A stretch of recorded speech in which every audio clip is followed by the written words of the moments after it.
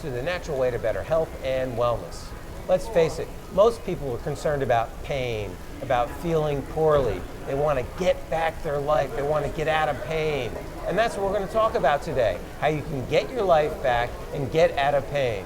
We have with us Dr. David Seaman, who's going to talk to us about how we can address our pain concerns naturally without medication and drugs.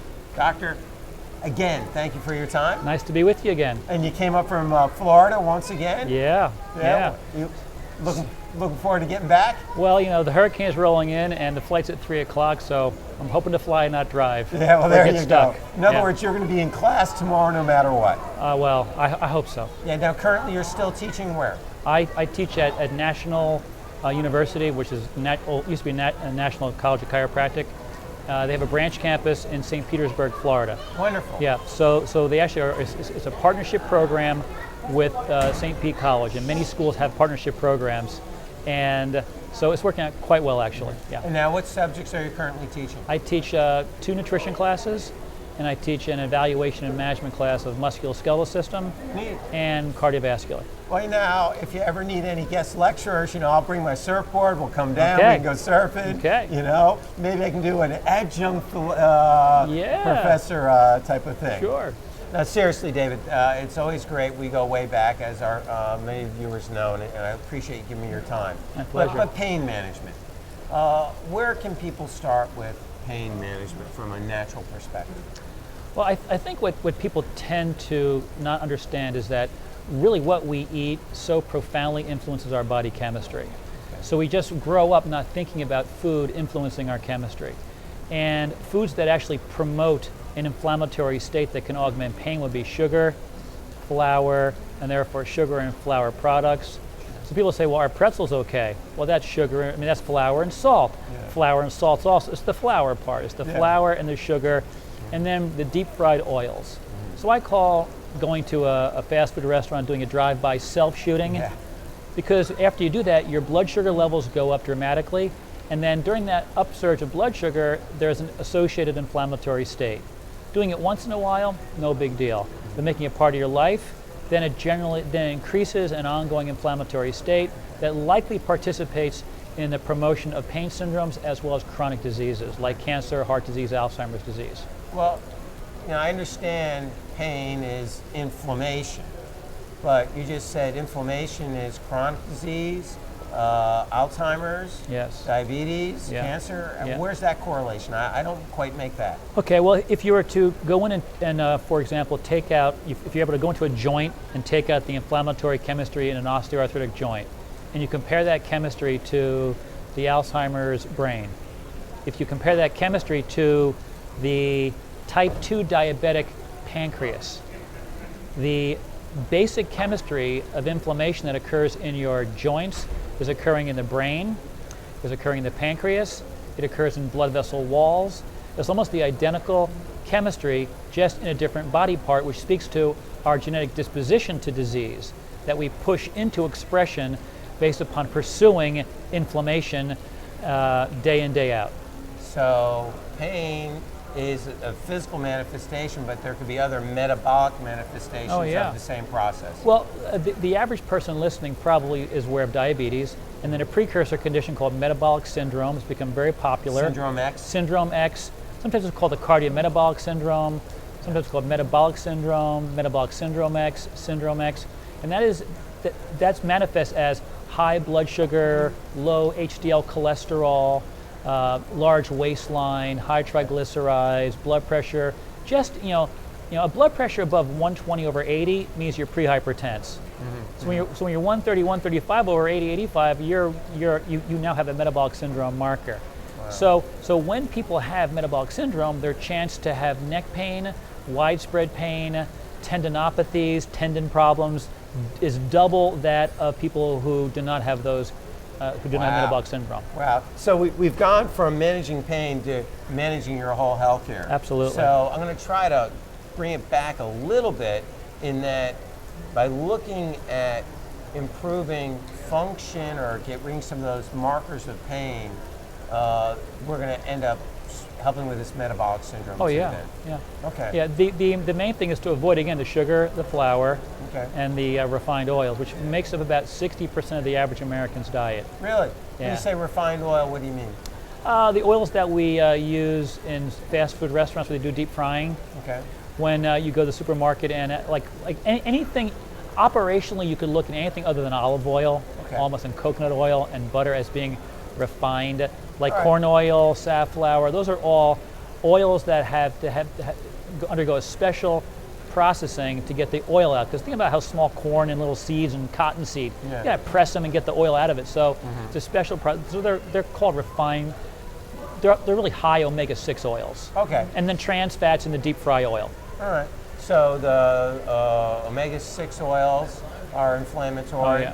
So we got to get those out of the diet to help with the pain. Out so of the diet. It sounds like the first thing for pain control with diet is to look at what you eating, and in fact, what you don't eat might actually be better for you. Yeah. That's what's going to make you well. Yeah.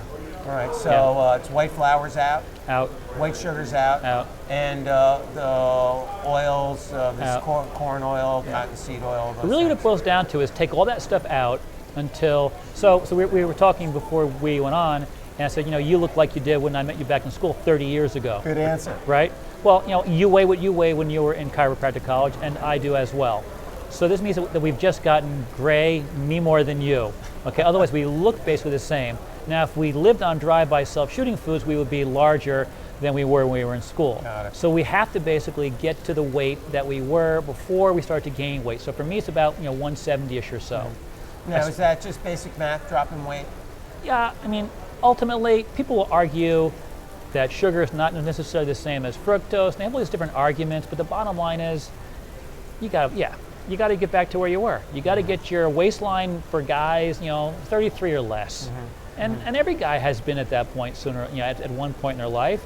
And many who may be listening may be saying, geez, I'm 40 now, how do I do that? It takes time, but it's doable. And when people do it, the changes are so profound. I mean, I've got many chiropractors who let themselves go, who had chronic aches and pains, systemic, like all over the place, Sure. and then just neck and back and shoulder, and gone or vastly improved. Nice. And these are practitioners, and MDs they are the same way. Now, can people take good fats to help them feel better? Some can, but you're talking about a gram or two of, say, fish oil. That's a gram or two of oil. 3 grams is like 30 calories. Yeah. 30 calories against a donut that has 200. 200. There's all no- bad fat. Yeah. So that's the problem. You're eating a bag of chips that is 200 calories and it's all bad fat versus a couple of scoops of coconut oil, Right. Which is a good fat. Right. And that's what is going to drop the inflammation Yeah. and therefore reduce some of the pain. Yeah. So that'd be a nice tip for our viewers. Okay. Yeah. So we're going to take a short break. Okay. When we come back, I want to talk a little bit more about that metabolic syndrome Okay. and how people can manage that and how they can tell how it's impacting their health. Okay. I'm Dr. Donald DeFabio, and this is Dr. David Sieben, and we'll be right back. Find a good chiropractor and try it. And give it a chance. Sometimes it's not, as with certain things, it's not instantaneous. It's a series of adjustments to get you lined up. Because the thing is, chiropractic lines you up for the moment. And you're lined up then, things are working fine. You go out and resume your normal life. And you're going to resume some of the normal tensions you have in your life and get you out of alignment again. So it's gradually, your body has to almost learn how to stay in alignment longer. So a series of adjustments helps in that regard, but you've got to give it a chance to work. And that's the really, really important part of it. And yet, what I appreciate about coming here is it's such a place of caring and welcoming to come here. And there's no desire to say, okay, you have to be in a program. In the first place I went, said I want you in a program 3 times a week for 9 weeks to start with. Well, that's a hell of a commitment to start with.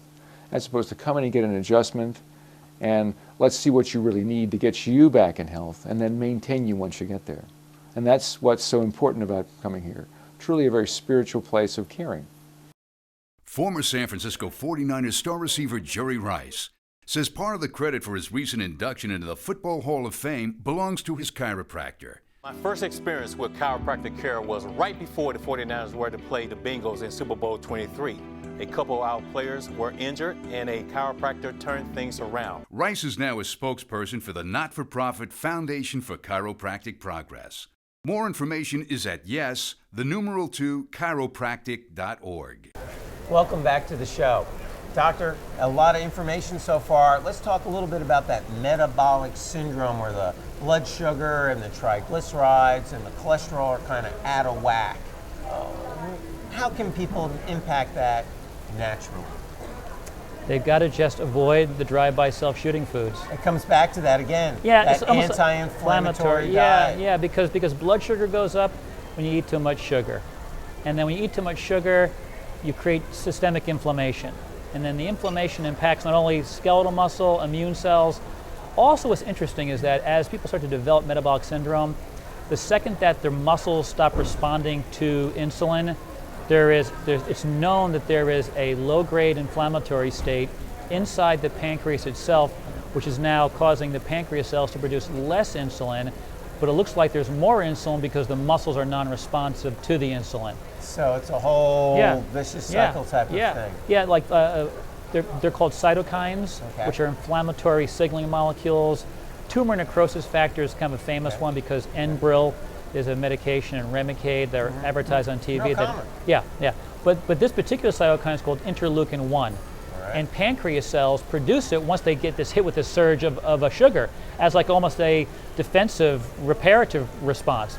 But as the sugar keeps hitting us, the pancreatic cells now start to pump out more of the cytokines, and eventually what happens in the pancreas is that it goes through, well, your viewers may not understand this, but some probably will. Alzheimer's, you have this amyloid plaquing. Sure, they talk about that plaque on your amyloid brain. plaquing, but there's also, you get a similar type of plaquing and degeneration in the pancreas where the insulin is produced.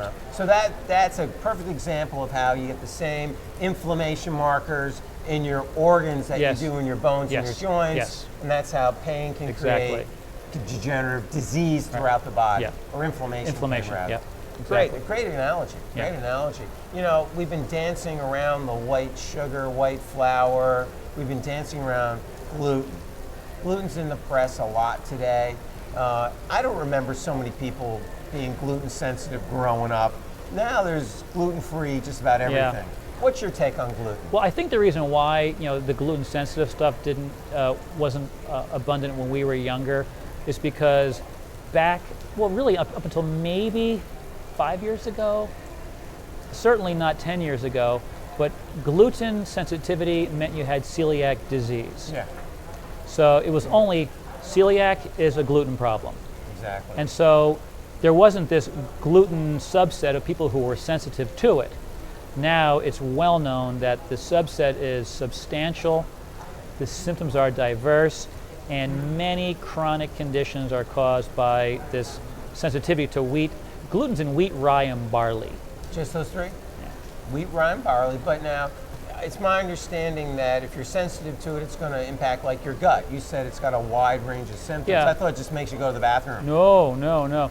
Some people can actually have gut symptoms and not have, it's called gluten enteropathy. Okay. Yeah, so imagine like if this is the surface of the small intestine where I have absorption, they're called villi, so a lot of area, surface area for absorption. They become blunted. Okay. And so you become essentially slowly malnourished, basically. So normal, blunted. Okay. You can be normal or close to normal and still be gluten sensitive. Yeah, because everybody who takes in gluten has an immune reaction to it. It's just not everybody who takes it in has a substantial reaction. So if you have a substantial reaction, the symptoms could just be, as we age, the cerebellum for coordination, people who are gluten sensitive, you actually get cerebellar changes. You mean like wobbly gait? Yeah. Like a drunken man's gait? Yes. Poor balance? Poor balance. All these people that are going for balance classes, some of them might just have gluten Some sensitivity? of them might, yeah. It's actually, the term that was used originally was brain hypoperfusion. Gluten causes hypoperfusion of your brain, and that's why they think it has such an amazing effect on behavioral, psychological, and then these neural issues. So if we were to take somebody off barley, rye, and wheat, they can see an improvement? If they're gluten sensitive, then are they gluten sensitive? If they are, and their symptoms are caused by gluten, then yes. Let's say I sprain my ankle, which is caused by an ankle sprain, versus, for example, chronic headaches caused by gluten, which is quite common actually. Quite common in the sense where it's not everyone who has a headache, but compared to what we thought previously, gluten headaches. You can have gluten headaches. People can have loss of orientation in time and place with gluten sensitivity. Wow. Wide base gait, loss of time and space, numbness and tingling, depression, anxiety. Now these are long-term, lifetime effects, or are they reversible? Oh, they're reversible. Reversible. Yeah. Once you go off once you get off the toxin, the gluten, then it reverses typically. So, but those people might be able to tolerate other grains. Yeah. Okay. So it's just really just gluten. I mean, I really think that people really want to just eat flour products. That the way to go really probably is I would use coconut flour. Coconut flour. Yeah. Really? Very high in fiber. Okay. And it's just a really healthy. Texture-wise? Yeah, you can't tell the difference. Really? Yeah. All right, we're going to have to come up with some recipes for some coconut flour. That's really, I like that one. So we started looking at pain. We found out that pain and inflammation are related. Getting some of those good fats in your diet are really important to help with the pain. It seems that gluten could be a problem. For some a lot of people. For some people, gluten can be the cause of headache, back pain, and muscle pain. Okay. And if they remove it, that may go away. It may not, but it can cause that as well. Wow. Yeah. So what we're eating is hugely a problem. However, so many people come in and have stomach problems, and they say, I can't eat that, it's going to bother my stomach. Yeah. Do you see that or hear that? Oh, that's really common. All right, so Yeah. we're going to take another Okay. short break, and when we're going to come back, we're going to find out how to deal with the person, the viewer that says, I can't eat that because it bothers my stomach. Right. All right? Okay. Dr. David Seaman, a wealth of information. We'll be right back. Humans may have been sitting since the caveman days, but apparently we're now overdoing something that's giving many of us chronic lower back pain. What? Driving. According to experts, millions of Americans experience the most common form of back pain, muscle tension, the result of drivers remaining in a static position while maintaining a heightened sense of awareness. The Foundation for Chiropractic Progress explains that driving requires constant alertness and tension, which can itself create the scenario for muscular pain. Extended periods of sitting can cause added pressure to the lumbar spine and compress surrounding soft tissue. Doctors of chiropractic are trained to improve structural positioning and can offer preventive expert advice. First, sit closer to the pedals, avoiding full leg extension, and keep arms bent slightly in the 10 and 2 position on the wheel. Second, never place bulky items in your back pocket. Third, break up long journeys into no more than 2-hour segments.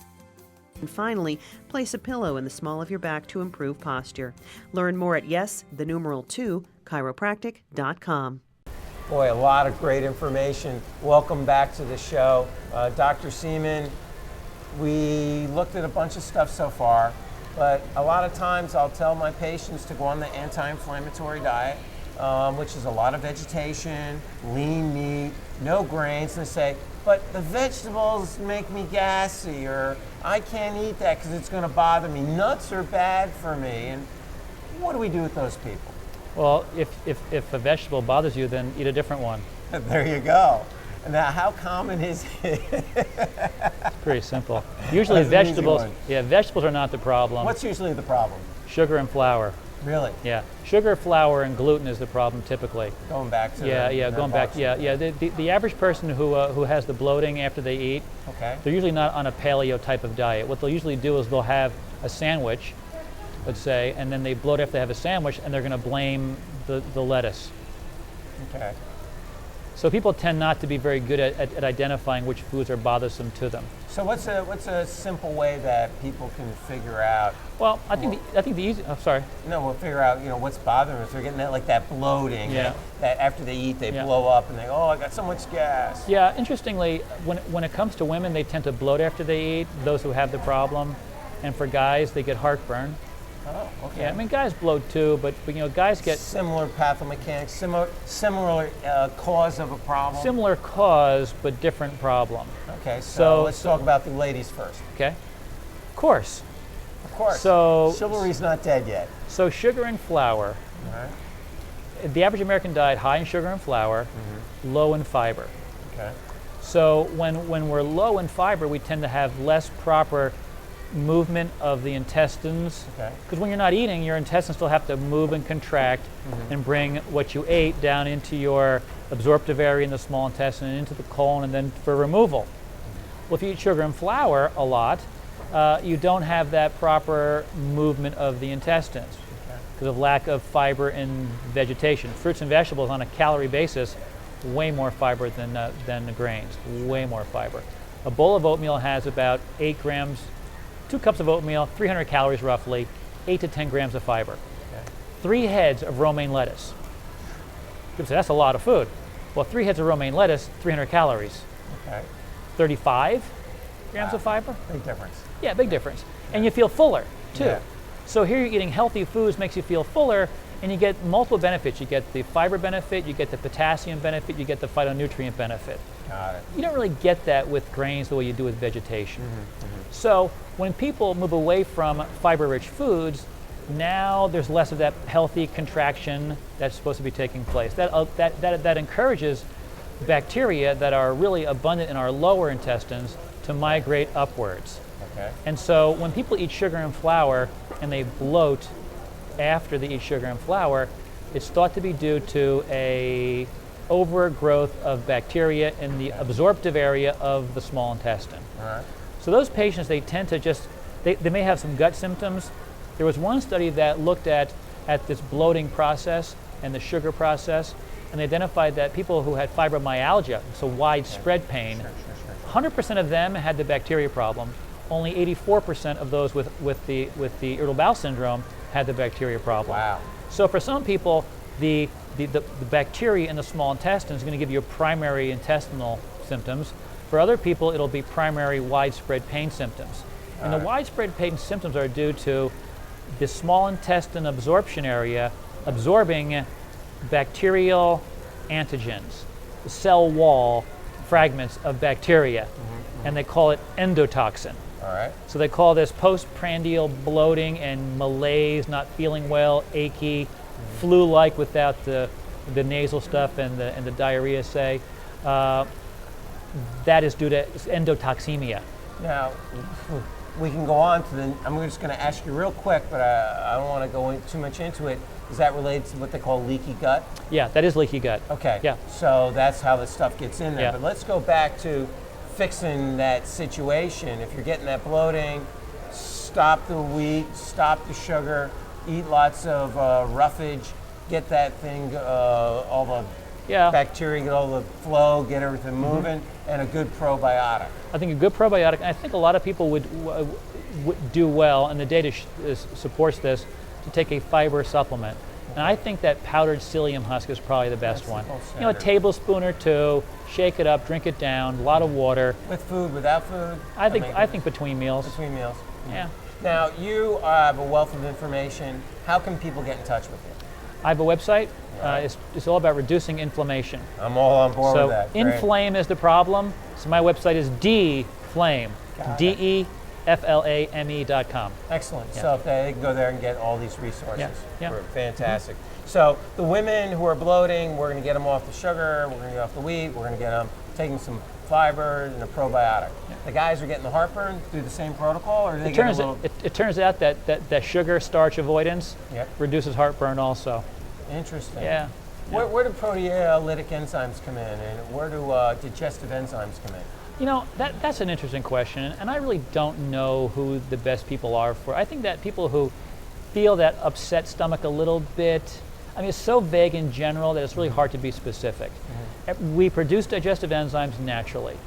I think some people do well for like a month with using digestive enzymes. Others just change their diet around from one that's pro-inflammatory to anti-inflammatory, and their gut feels fine. Yeah. So it's variable. There's no really specific way that I'm aware of to make the recommendation. Now I understand you're all about eating in an anti-inflammatory vein, and I'm on board. And I think it's great. I gotta tell everybody the research it substantiates it. It's not based on your skin color, your astrological sign, or your date of birth. It's based on human biochemistry. Yeah, if you're a mammal. Yeah, and it really works. Yeah. When people come in, if they do it, if that's their problem, Yeah. they feel significantly better Yes. in really a pretty short period of time, don't they? Within a week. Yeah, it really is that dramatic. So number one, but number two, foods do make us sick or can make us well, correct? Yeah. Tips on good foods, foods you want to eat, foods you want to embrace. Run them down for us. Well, I think lean proteins if you can, so lean meat, fresh caught fish, so not farm raised.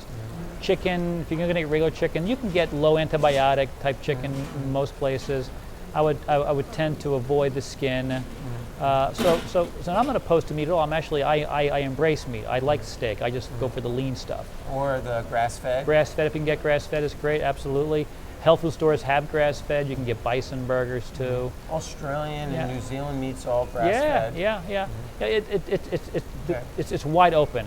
Then lots of vegetation and fruits. I think the best fruits are going to be berries. Okay. But really any fruit, whatever you like.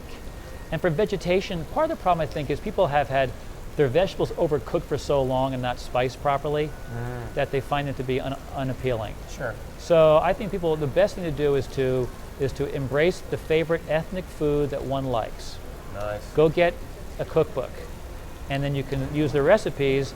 Just avoid the flours and the sugars, and choose the meals, and just add more vegetables instead of the grains. Got it. Yeah. Got it. Very Dairy? simple. Dairy, there are pros and cons to dairy. One of the things about dairy is that whey and casein, they have a growth factor driving nature about them, and for good reason. You want to get a little calf to become a big calf within a year. So there is this growth factor promotional effect. So over-consuming milk, for example, in young kids can give them metabolic syndrome changes. Got it. So I wouldn't go heavy duty on I wouldn't personally drink milk myself. The only thing I would do is probably whey protein. I would do full-fat cheese. The average American's consumption of dairy is about 10% of their total calories. And I think that's pretty much a no big deal scenario. But I think if you take that 10% and then throw it on top of 20% of calories from sugar, 20% from flour, 20% from the oils we mentioned before. Got it. The drive-by foods. Now you throw dairy, and you get 70% of calories from stuff that can only cause problems. And then we're into a problem. Yes. Got it. Yeah. Well, David, we're running out of time. Thanks for having me Al, again. thank you. I really appreciate Appreciate it. What are our take-homes? Cut out the junk in your diet. Take some omega-3 fatty acids. Take some probiotics.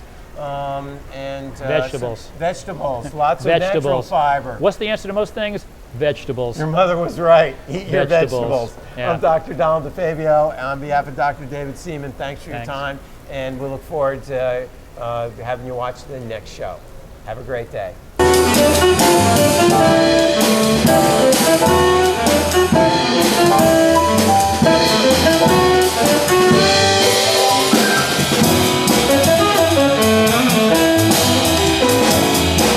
There is good news for the many of the 12 million Americans who have the chronic ailment known as fibromyalgia. It's a muscle and connective tissue disorder that can cause intense pain. And though there's still no cure, there is help available, such as chiropractic care. Consider retired Brigadier General Becky Halstead, the first woman in U.S. history to command in combat at the strategic level in Iraq, who suffered with this disease. The regular spinal adjustments and nutritional advice from my chiropractor significantly reduced my pains and restored both my hope and quality of life. Chiropractic care is an essential part of not only preventing more serious health concerns, but also assisting the recovery from strains and other injuries. My hope is that others can learn from my experiences. One who would agree is Lillian Aragonés, an artist and published author whose fibromyalgia forced her to retire from teaching.